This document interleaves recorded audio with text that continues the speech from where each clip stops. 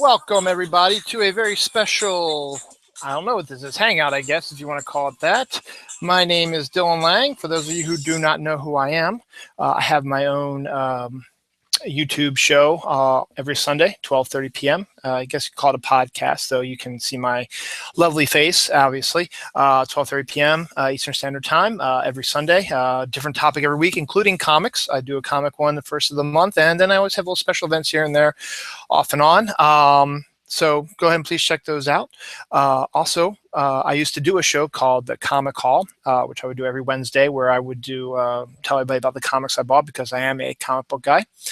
But we're not really here to talk about me. We're here to talk about the newest superhero, biggest superhero, I should say, in the Marvel Universe, our very own Gwen Stacy, Spider-Woman from Edge of Spider-Verse. We'll get into that in a second. Just real quick background, real quick. I am a former member of Diamond Comics. I worked as a customer service rep and a brand manager for about, 4 or 5 years. And I've been a comic collector my whole life. And believe it or not ironically enough, but Spider-Man was actually my very first comic that I ever collected. My dad started my collection for me, so I've always tried to keep up with my Spider-Man habit.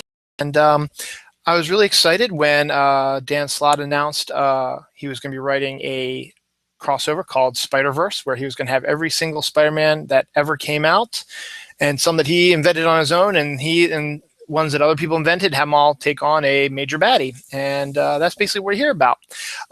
So how did all this start? This is Spider-Gwen week. How did this all start?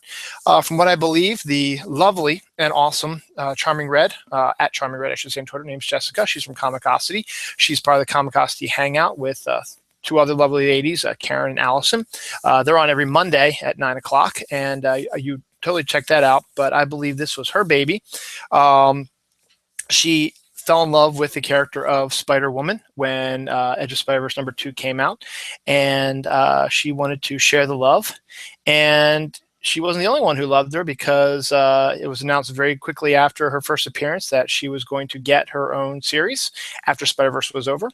And that's the whole point of this. Her first issue, Gwen Stacy Spider-Gwen, Spider-Woman, Gwen Stacy Spider-Woman, I'm not exactly sure what it's called. I think it's Gwen Stacy Spider-Woman is what it's going to be called, will be coming out next Wednesday.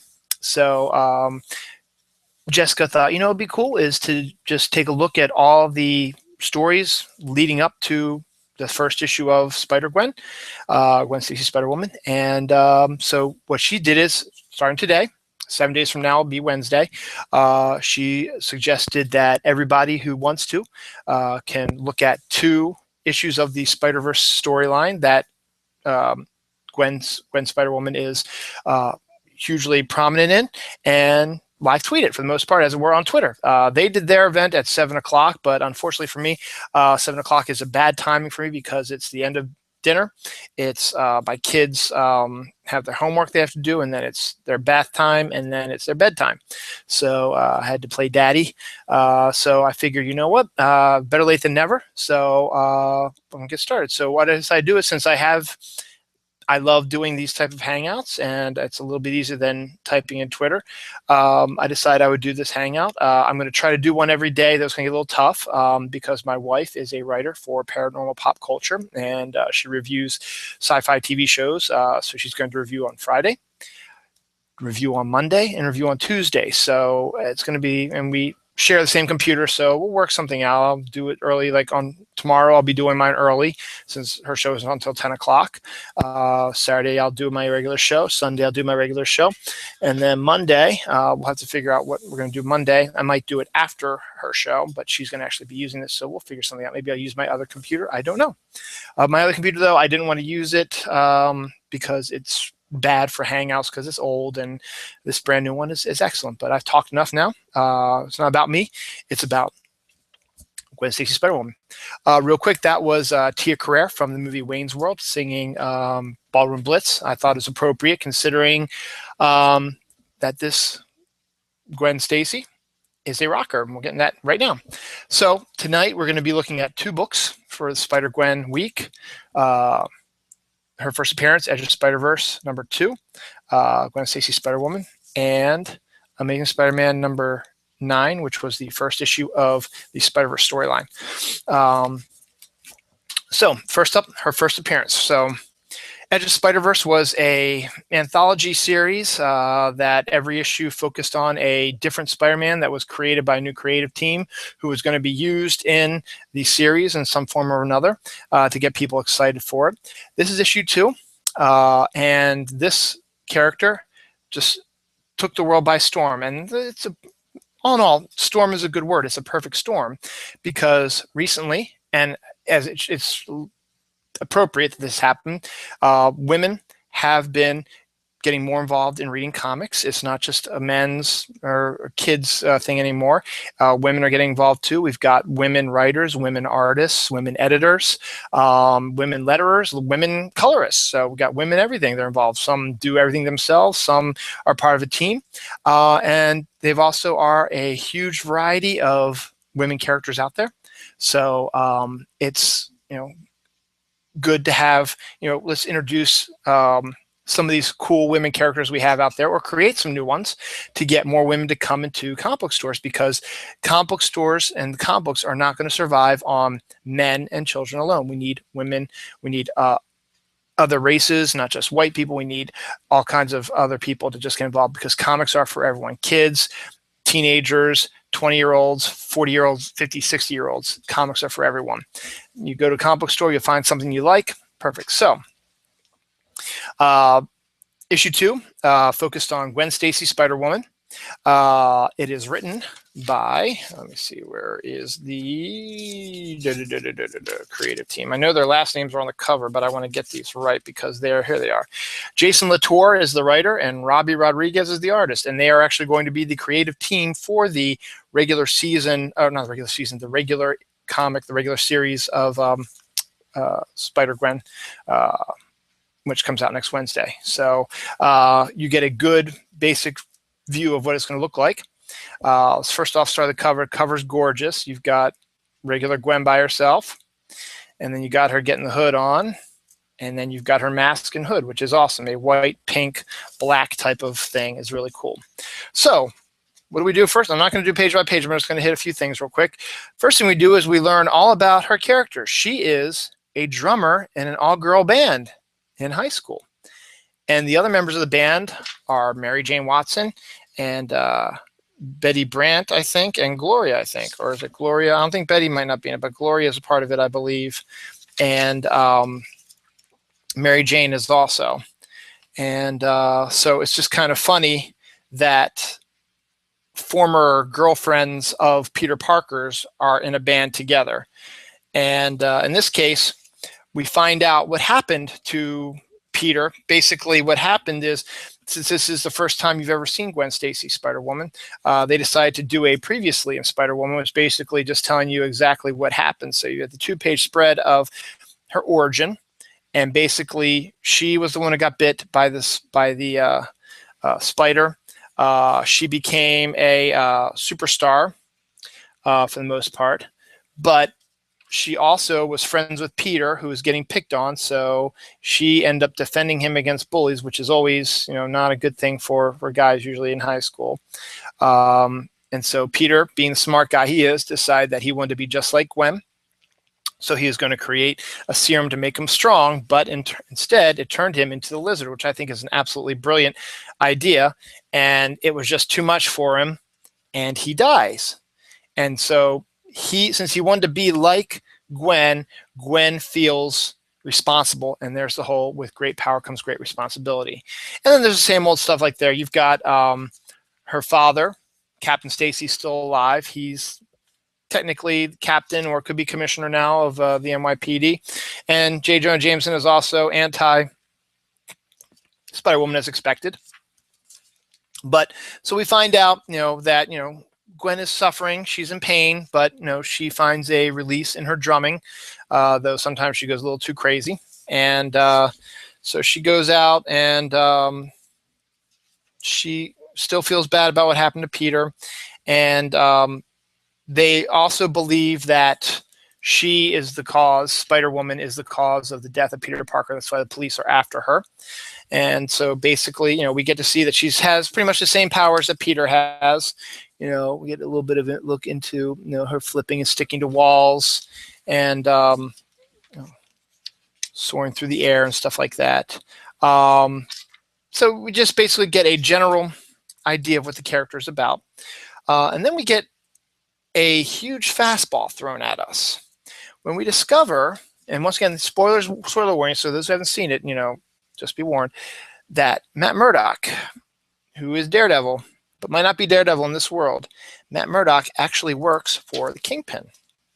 So that's actually what we call evil Matt Murdock, and hopefully that'll be something that they'll cover more in the regular series, which I think would be phenomenal if they did do that.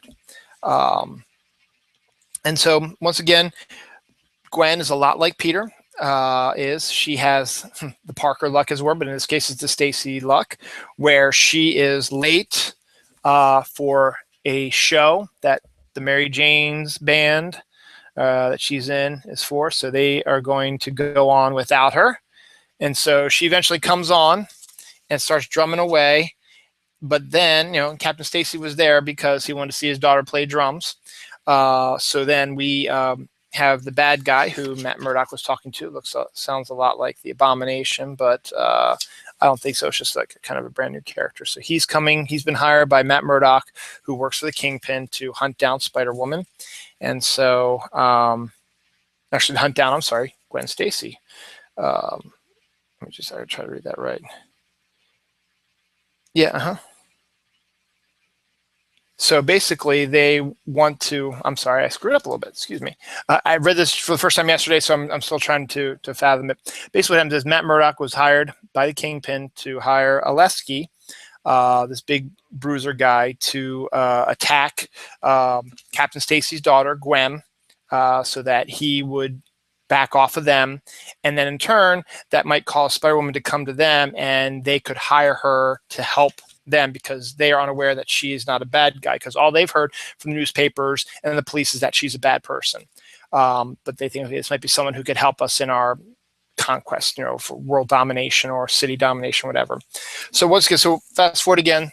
Gwen's late for the concert. They go on without her. Her dad's there saying, geez, why are you late for your own concert? And then Oleski shows up to get ready to attack Captain Stacy and his daughter.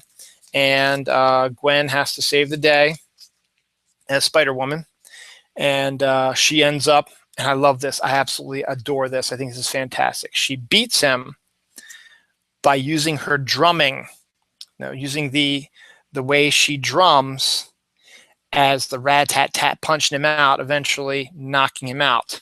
Now he's kind of shocked by this a little bit because he thinks that she's a bad guy and is going to say, oh yeah, I'll help you, I'll join you right away, because who wouldn't want to join the bad guys, But as we find out here also, she's got webs, so she can whip webs as well. And then she just takes out the bad guy and pow, out through the wall. So then, of course, she has to run in with her dad, Captain Stacy. They have their little standoff that they always have. And she tries to explain herself. It's not working, so what is she going to do? She reveals her identity to him. And I wasn't expecting that. I was thinking they were going to play sort of similar to what they did with Peter Parker, that nobody knew his identity right at the beginning, but apparently they decided to change some stuff. So I guess it kind of helps a little bit because Captain Stacy is going to let her get away. And so they're going to have some father-daughter issues probably, which hopefully will be looked at in the regular series, which will be coming out on Wednesday by Jason Latour and Robbie Rodriguez. So the artwork, fantastic. It fits perfectly. It's not your typical type of artwork, but it's phenomenal. Her costume is amazing. And the fact she's just a great character. Gwen Stacy was a great character, and she died too early in the regular comic world, but hopefully she will be around for a very, very long time. And who knows, maybe sometime down the line we may see her as part of the Marvel Cinematic Universe. Not for a while, but we may. So Edge of Spider-Verse #2, Gwen Stacy, Spider-Woman, excellent choice. First appearance of her. It's a good story. You get it's generally what you call the pilot for the show, because it's the creative team is behind it. You get an idea of what you're going to be getting from that. So that's book one of our 2-book storyline. And then I'm just going to move on here to something else real quick before I get here. So the next one is Amazing Spider-Man number 9, which is the first part of Spider-Verse. Now, Spider-Verse has been a storyline that's been going on in the Spider-Man comics for a while. And Dan Slott was setting something up the whole time. And when the series started over again after Superior Spider-Man, he put the very first issue had a nugget of what was to come, and then gradually it led up to the original Sin issues, which introduced the new character of Silk, who is another female spider, who gets her own book this week, who got her own book yesterday, which I haven't picked up yet. I'm going to pick up my comics tomorrow, and I'm going to pick that one up, see if that's any good. You're going to see a lot of Silk in this one. Actually, I think she's on the cover. Or maybe not. No, I don't think that's Silk. So no, she's not on the cover. But she is in the Spider-Verse series, and she does team up with Gwen Stacy's Spider-Woman. So in the coming days, we will see her interacting with Silk. In fact, we might even see her interacting with Silk in this one. So since we're going to be focusing more on Spider-Gwen during the Spider-Gwen week, I'm just going to give a brief overview. Amazing Spider-Man number 9, written by Dan Slott with art by Oliver Coipel. And starts off with an attack by Morlun, who's attacking Spider-Man, who we think is our Peter Parker, but in reality it isn't. It's another one of the futuristic Spider-Mans who lives on the moon. Then we get a look into Loom World, which is the home of the Morlans, who are the spider vampires who are going through different dimensions and killing all these spiders and sucking their blood and eating them and stuff like that, and trying to gather their 3 totems. There's the Bride, the Other, and the Scion, and we learn more and more about them. So now we're on the regular Peter Parker. He's naked, and there's Silk. First appearance of Silk in this issue. Silk and Peter got to know each other pretty good because they have a fairly sexual connection, as it were. Whenever they get together, the pheromones go crazy, and they need to jump each other enough. That's just when they're together. So they really can't be together all that long, because it'll end up just turning into hot, crazy, passionate spider sex. So as you can see right here. But so then we get into Spider-Man and Silk. And the story behind Silk, real quick, is that Silk was also bitten by the same spider that bit Spider-Man, but she was locked away for a while when they found out that she has a connection to Morlun and the vampires. So Spider-Man and Silk are fighting the Looter. We see a few other Spider-Mans hanging around. We see Jessica Drew, who gets her own series, which we'll talk about tomorrow. And Anya Corazon, Spider-Girl, also her protege. They're together. Then we get Spider-Man 2099, who has his own book also, written by Peter David, who is presently trapped, I guess, in the present. Then we have Billy Braddock, British Spider-Man, who we saw, actually, I didn't show you because I was focusing more on Spider-Gwen, but he appeared at the end of Edge of Spider-Verse. To pick up Gwen and have her join the fight. And then we also get Mayday Parker, who had her own book for a while, Spider-Girl, also has her own series. She's back as well. So Spider-Man, and then we get, hooray, Spider-Ham as well. So we get all these Spider-Men together, and we find out that, we learn what's going on. And Morlun and his brothers and sisters are going around, and they're hunting spiders. They're eating them and killing them and destroying them and eating their energy. It's how they survive. But then we also find out that there are a bunch of other teams of Spider-Man coming around who are attacking them to try to stop them and try to keep saving some of the Spider-Mans. So we get Bruce Banner, the Spider-Man of Earth 7010S. We also get the old man Spider of Earth 4, who we do not know who he is. And then we get, yay, Spider-Gwen appears. So that's her first appearance in this issue. She's joined this crew. Apparently, Brian Braddock has picked her up, as we saw at the end of that issue, and she's joined a group of Spider-Men. And then we also have Ben Reilly is in there as well from a different Earth. So a group of Spider-Men coming to save the day, but it's too late. They couldn't save the Spider-Man of this world, and one of their own, the Bruce Banner Spider-Man, is beaten by Morlun. So they say, okay, we got to get back to our safe zone, which is on Earth 13, where we start seeing all the Spider-Men gathered together. And this has been going on through pretty much every issue of Amazing Spider-Man since it had its reboot. What we do then is we get a general reintroduction of the characters for those who might not have read all the other stuff. And who's that? It's Spider-Gwen again. Yay! She's showing herself to Peter, who's surprised to see her. And then we also get reintroduced to Captain Universe Spider-Man and Mayday's brother Benji, who's going to play a big role in the storyline as well. So Spider-Man, Peter Parker Spider-Man, the original Spider-Man, is getting, the story about what's going on, and they're deciding that they've got to go and they've got to take on Morlun and everybody. So then we cut to another Spider-Man, our friend Miles Morales from the Ultimate Spider-Verse, who plays a big role in this series as well. And it's a shame that the Ultimate Spider-Man didn't get a crossover with the series, but that's okay. And the story ends with one of Morlun's sisters attacking Miles and the Black Widow and of the Ultimate Universe, and that's where the issue ends. So Gwen only made a couple appearances, but she's there. She's part of one of the crew who goes in headfirst to attack Morlun and his family. And then the other big thing is, she reveals herself to Peter, our Peter Parker, and he's surprised to see Gwen as a Spider-Man also. And that's really all we get of Spider-Gwen in this issue. Then we get a little bit of a background onto Morlun and his family in the epilogue to this. So since this is mostly just about Gwen's Spider-Woman, Gwen's Spider-Gwen, whatever you want to call her, we're not going to get into any more details with this as well. But that's the first two issues of Spider-Gwen week.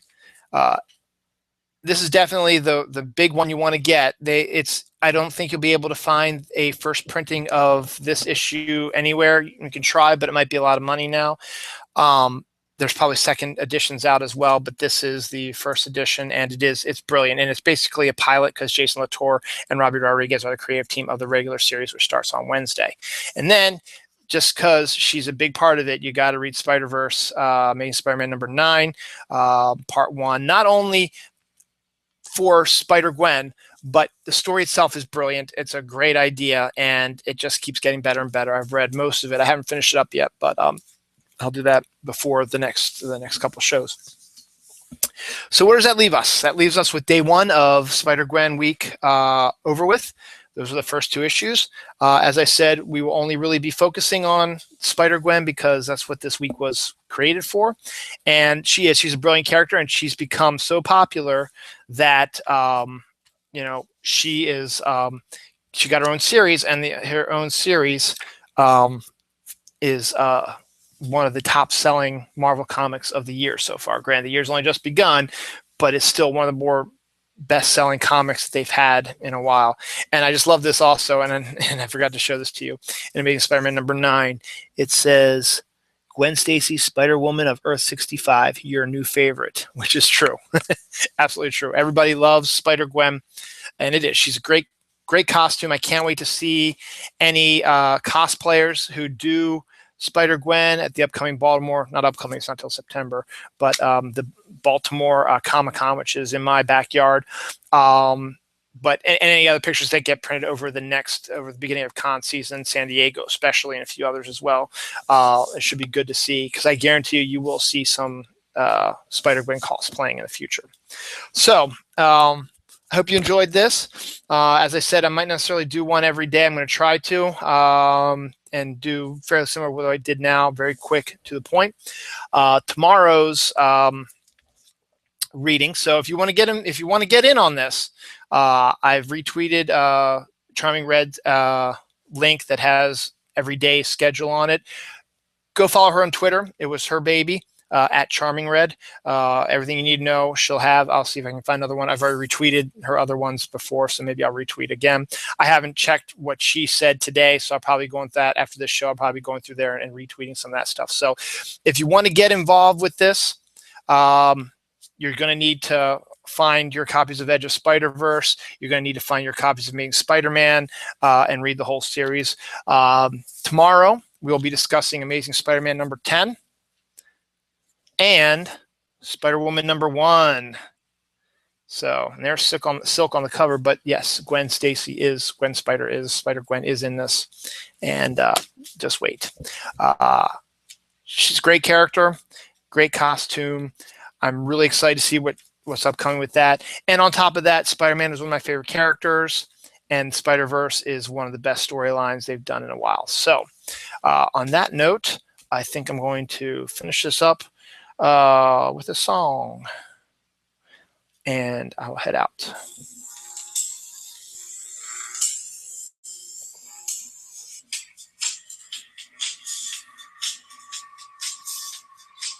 This is Garbage, all-women band, similar to the Mary Janes, playing some great music. This is Stupid Girl.